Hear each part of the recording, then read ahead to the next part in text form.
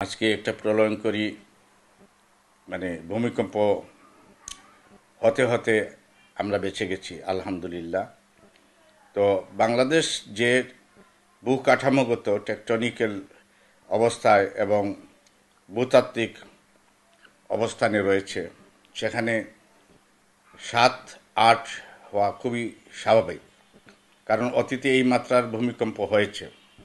আমরা আসাম যে এই আর্থকুয়েক হয়েছিল মেঘালয়ে, সেটা 1893 সালে সেটাতে বাংলাদেশ কেঁপে উঠেছিল 8.7 রিক্টার স্কেলে। আর কাছাড়ের ভূমিকম্প এরকম 8 রিক্টার স্কেলের উপরে ছিল। আরাকান যে ভূমিকম্প হয়েছিল সেটাও ছিল 8.5 রিক্টার স্কেলে।